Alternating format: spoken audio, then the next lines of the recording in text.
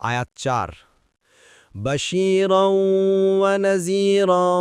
فأعرض أكثرهم فهم لا يسمعون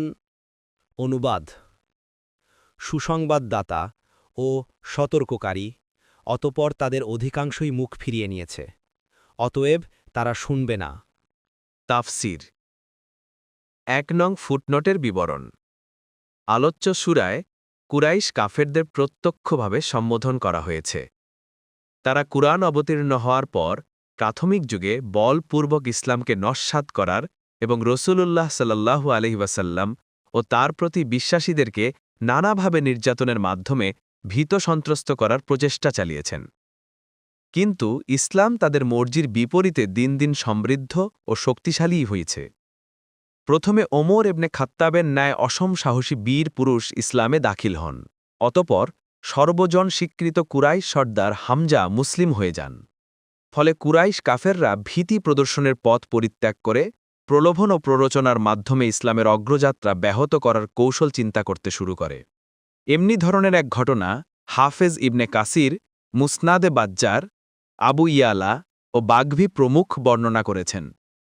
ঘটনা হচ্ছে কুরাইশ সর্দার ওতবা ইবনে রাবিয়া একদিন একদল কুরাইশ সহ মসজিদে হারামে উপবিষ্ট ছিল অপরদিকে রসূলুল্লাহ সাল্লাল্লাহু আলাইহি ওয়াসাল্লাম মসজিদের এক কোণে একাকী বসেছিলেন উতবা তার সঙ্গীদেরকে বলল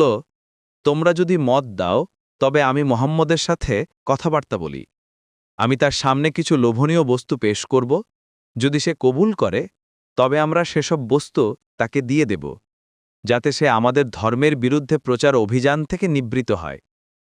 এটা তখনকার ঘটনা যখন হজরত হামজা মুসলিম হয়ে গিয়েছিলেন এবং ইসলামের শক্তি দিন দিন বেড়ে চলছিল উতবার সঙ্গীরা সমস্বরে বলে উঠল হে আবুল ওলিদ উতবার ডাকনাম আপনি অবশ্যই তার সাথে আলাপ করুন উতবা সেখান থেকে উঠে রসূলুল্লাহ সাল্লাল্লাহু আলাইহি ওয়াসাল্লামের কাছে গেল এবং কথাবার্তা শুরু করল প্রিয় ভ্রাতুষ্পুত্র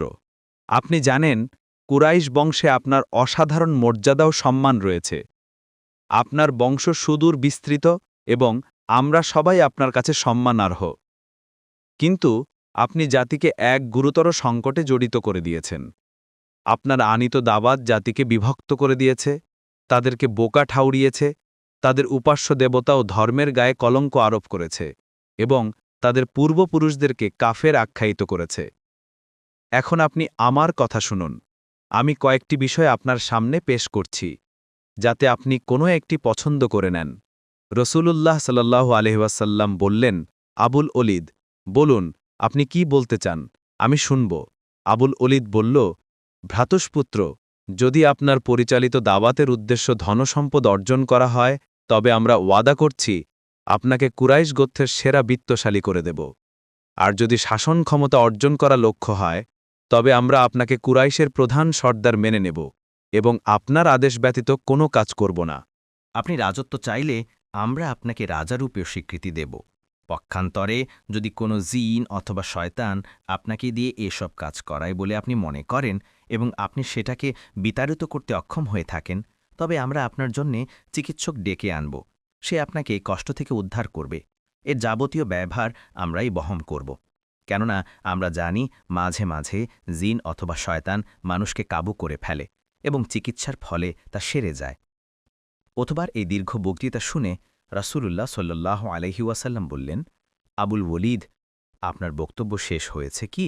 সে বলল হ্যাঁ তিনি বললেন এবার আমার কথা শুনুন সে বলল অবশ্যই শুনব রাসূলুল্লাহ সাল্লাল্লাহু আলাইহি ওয়াসাল্লাম নিজের পক্ষ থেকে কোনো জবাব দেওয়ার পরিবর্তে আলোচ্য সূরা আল ফুসসিলত তেলাওয়াত করতে শুরু করে দিলেন রাসূলুল্লাহ সাল্লাল্লাহু আলাইহি ওয়াসাল্লাম তেলাওয়াত করতে করতে যখন فإن أعرضوا فقل أنذرتكم صاعقة مثل صاعقة عاد وثمود পর্যন্ত পৌঁছালেন তখন উতবা তার মুখে হাত রেখে দিল এবং বংশ ও আত্মীয়তার কসম দিয়ে বলল আমার প্রতি দয়া করুন আর পাঠ করবেন না অন্য বর্ণনায় এসেছে রাসূলুল্লাহ সাল্লাল্লাহু আলাইহি ওয়াসাল্লাম তেলাওয়াত শুরু করলে উতবা চুপচাপ শুনতে থাকে এবং হাতের পিঠ পিছনে লাগিয়ে গভীর মনোযোগ দিয়ে শোনে রাসূলুল্লাহ সাল্লাল্লাহু আলাইহি ওয়াসাল্লাম সেজদার আয়াতে পৌঁছে সেজদা করলেন এবং উতবাকে বললেন আবুল ওলিদ, আপনি যা শুনবার শুনলেন, এখন আপনি যা ইচ্ছা করতে পারেন। উতবা সেখান থেকে উঠে তার লোকজনের দিকে চলল। তারা দূর থেকে উতবাকে দেখে পরস্পর বলতে লাগল, আল্লাহর কসম, আবুল ওলিদের মুখমণ্ডল বিকৃত দেখা যাচ্ছে। সে যে মুখ নিয়ে এখান থেকে গিয়েছিল সেই মুখ আর নেই। উতবা মজলিসে পৌঁছলে সবাই বলল, বলুন কি খবর আনলেন? উতবা বলল, খবর এই, আল্লাহর কসম, আমি এমন কালাম শুনেছি যা জীবনে কখনো শুনেনি। আল্লাহর কসম, সেটা জাদু নয়, কবিতা নয় এবং অতীন্দ্রিয়বাদীদের শয়তান থেকে অর্জিত কখনো নয়।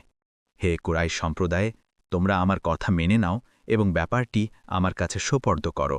আমার মতে তোমরা তার মোকাবেলা ও তাকে নির্যাতন করা থেকে সরে আসো এবং তাকে তার কাজ করতে দাও,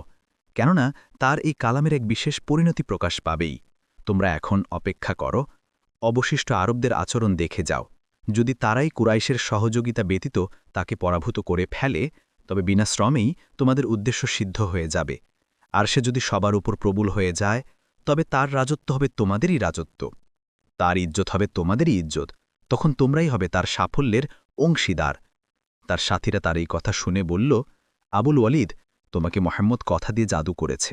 উতবা বলল, আমারও অভিমত তাই। এখন তোমাদের যা মন চায় তাই করো। মুসান্নাফে ইবনে আবি সাইবা ১৪,২৯৯, মুসনাদে আবি ইয়ালা হাদিস নং ১৮১৮, মুস্তাদরাকে হাকিম ২-২৫৩,